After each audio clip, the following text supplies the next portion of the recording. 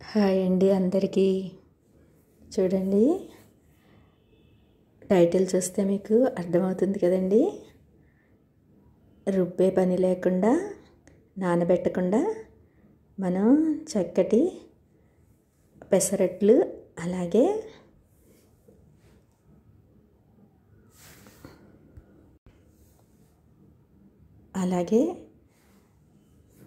జొన్న పిండితో దోశలండి. వీటిల్ని ఎంత చక్కగా తయారు చేసుకోవచ్చో మీరే చూడండి. మనం పిండిలు ఈ విధంగా ప్రిపేర్ చేసుకుంటే వాటిని అప్పటికప్పుడు కలుపుకొని జొన్నపిండి, అలాగే బియ్యం పిండి, గోధుమ పిండి, శనగపిండితోటి మీకు దోశలు ఎలా వేయాలో చూపిస్తానండి.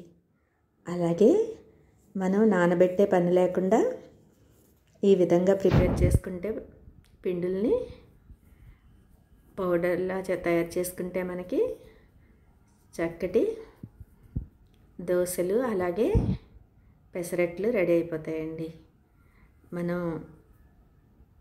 ఈ విధంగా మనం పిండి రెడీ చేసి పెట్టుకుంటే ఎప్పుడు కావాలనుకుంటే అప్పుడు ఇన్స్టెంట్గా మనం తయారు చేసేసుకోవచ్చు. చూడండి, ఆ విధానం ఏంటో మీకు చూపిస్తాను.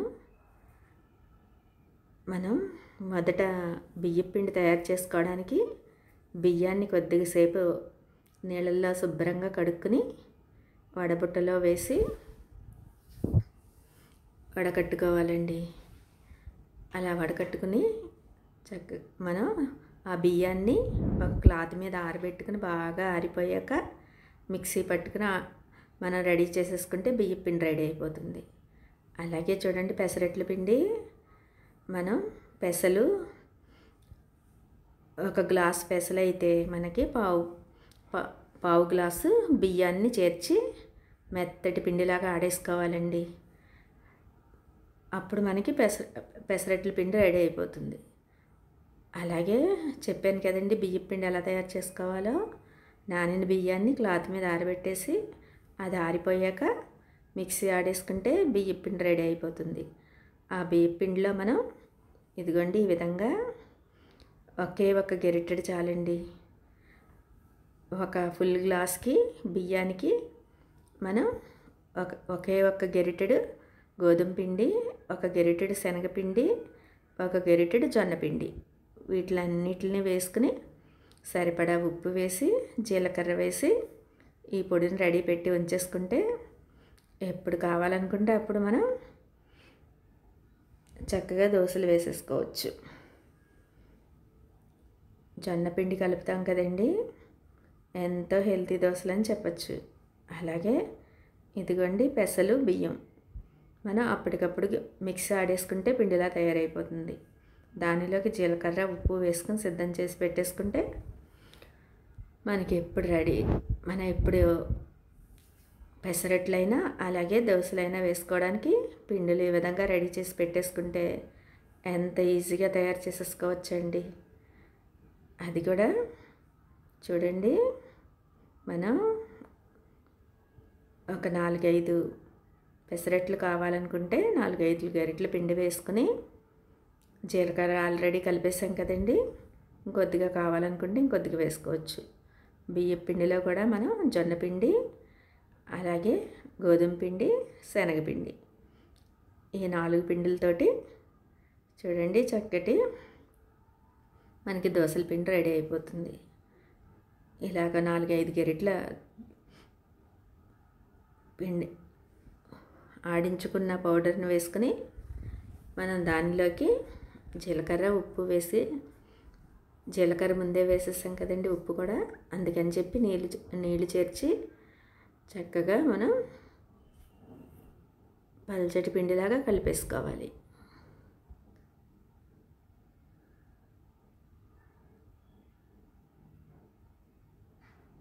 ఈ విధంగా కలుపుకున్న పిండి అప్పటికప్పుడు కలుపుకున్నా కూడా మనకి చక్కగా దోశలు కానీ అలాగే పెసరట్లు కానీ ఎంత బాగా రెడీ అయిపోతాయోనండి.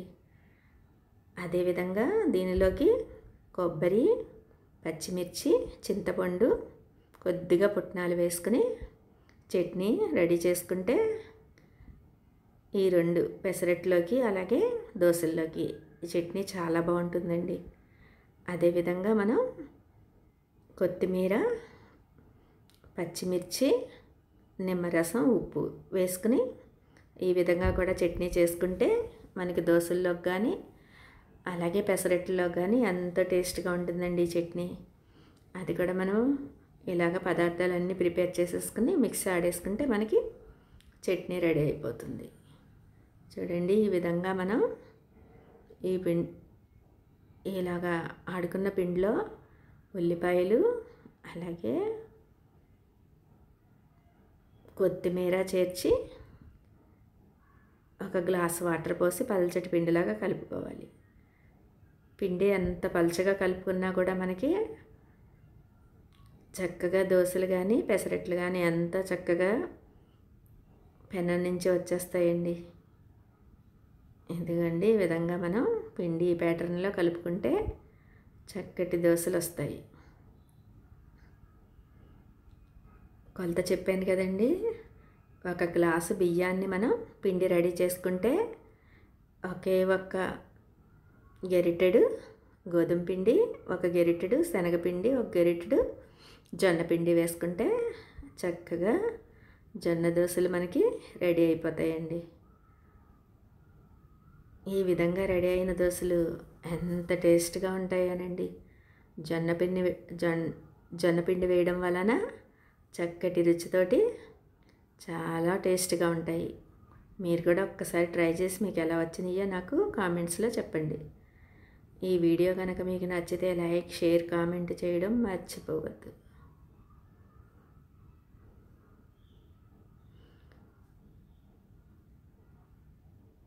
ఇదిగోండి ఈ విధంగా మనం నీళ్ళ పెన్నల మీద చక్కగా దోశల పిండి వేసేసుకుని కొద్దిగా నెయ్యి అప్లై చేసుకుంటే చక్కగా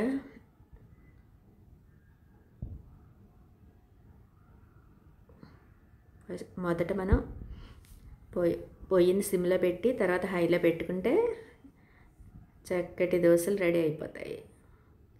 అలాగే చూడండి చెప్పాను కదండి, కొత్తిమీర చట్నీ, కొబ్బరి చట్నీ కూడా ఈ దోశల్లోకి అలాగే పెసరట్లలోకి ఎంత బాగుంటాయండి. పెసరట్లలోకి అల్లం పచ్చడి, కొబ్బరి చట్నీ అయితే చాలా టేస్ట్గా ఉంటాయి.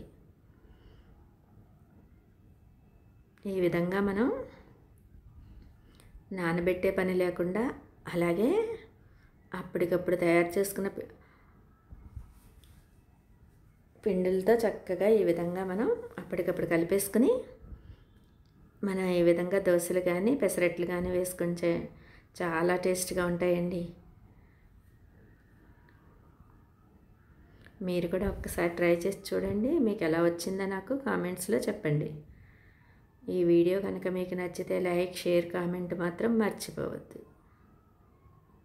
చూడండి చక్కగా కాలిపోయాక మనకి ఈ విధంగా ఎంతో రుచికరమైన జొన్న దోశలు రెడీ అయిపోతాయండి. అలాగే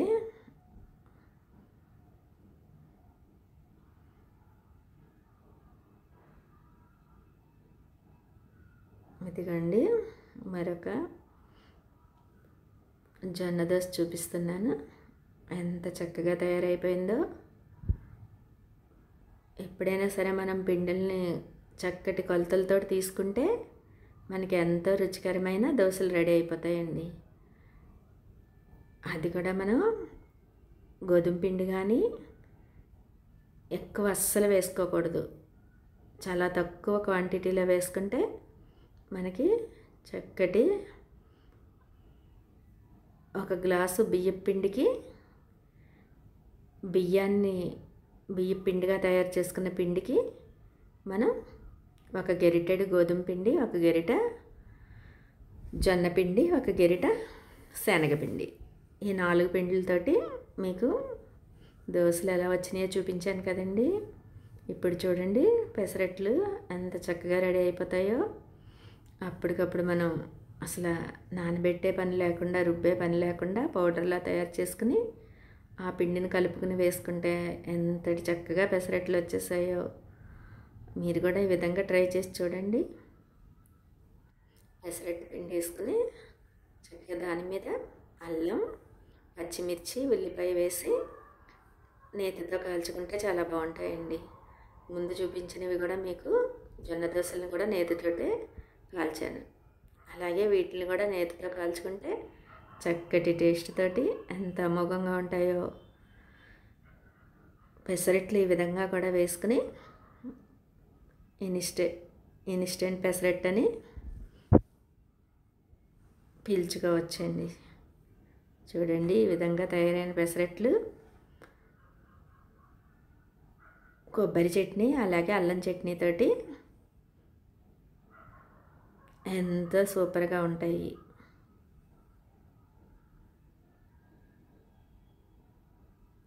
అలాగే జొన్న దోశల్లోకి చెప్పాను కదండి, కొబ్బరి చట్నీ అలాగే కొత్తిమీర, పచ్చిమిర్చి, నిమ్మరసం కలిపిన కారంతో అసలు నిమ్మరసం, కొత్తిమీర, ఉప్పు వేసిన కారం అయితే ఎంత బాగుంటుందోనండి. కొత్తిమీరను వేసి అలాగే పచ్చిమిర్చి, ఉప్పు, నిమ్మరసం పిండి మిక్సీలో ఆడేసుకుంటే మనకి చక్కటి కొత్తిమీర నిమ్మరసం పచ్చడి రెడీ అయిపోతుంది. ఈ జొన్న దోశల్లోకి మనకి ఇలాగా కొత్తిమీర చట్నీ అలాగే కొబ్బరి చట్నీతో తింటే ఎంతో టేస్ట్ అమోఘంగా ఉంటుంది. చూడండి, పెసరట్లన్నీ ఈ విధంగా మనం రెడీ చేసేసుకుని చెప్పాను కదండి, కొబ్బరి చట్నీ అలాగే అల్లం చట్నీతో తింటే ఎంతో రుచికరంగా ఉంటాయి.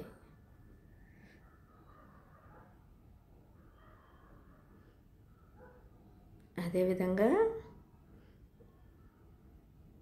మనం ఈ దోశలు చేసేటప్పుడు చక్కగా వేడివేడిగా మనం తినేస్తే బాగుంటాయండి. చల్లారితే కొంచెం టేస్ట్ మారినట్టు అనిపిస్తాయి. అందుకని మనం దోశలు వేసేటప్పుడే చక్కగా మనం తినేస్తే ఎంతో రుచిగా ఉంటాయి. ఈ విధంగా మీరు కూడా దోశలు కానీ అలాగే పెసరట్లు కానీ ట్రై చేసి చూడండి. అవి ఎలా వచ్చినాయో నాకు కామెంట్స్లో చెప్పండి. ఇలా పిండిలు ప్రిపేర్ చేసుకుని ఉంచుకుంటే ఎప్పుడు కావాలనుకుంటే అప్పుడు మనం వాటర్ కలుపుకుని ఉల్లిపాయ అలాగే పచ్చిమిర్చి, జీలకర్ర ముందే చేర్చేసాం కదండి, ఇవన్నీ వేసుకోవడం వలన ఎంతో టేస్ట్ అయిన జొన్న దోశలు అలాగే పెసరట్లు ఎంతో రుచికరమైన పెసరట్లు మనకి రెడీ అయిపోతాయి. ఈ పిండిలు మనం చేసుకునే క్వాంటిటీని బట్టి మనకి ఎన్ని రోజులైనా నిల్వ ఉంటాయండి పిండి. అందుకని కొద్దిగా ఎక్కువగా తయారు చేసి పెట్టేసుకుంటే మనం ఒక నెల రోజులకి ఎక్కువగా తయారు చేసి పిండి రెడీ చేసి పెట్టేసుకుంటే అప్పటికప్పుడు వాటర్ కలుపుకొని చక్కటి జొన్న దోశలు అలాగే పెసలు బియ్యం తోటి ఆడిన పిండితోటి పెసరట్లు చక్కగా రెడీ అయిపోతాయి.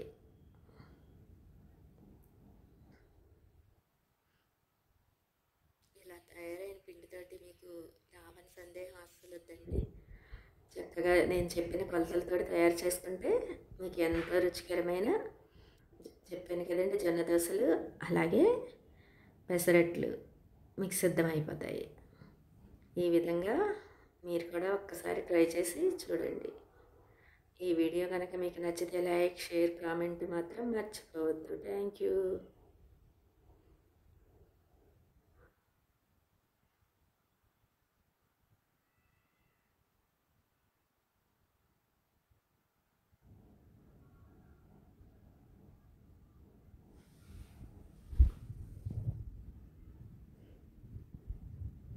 నేతితో వేస్తాం కదండి, చక్కగా గుమగుమలాడే వాసనతో చక్కటి జొన్న దోశలు అలాగే పెసరట్లు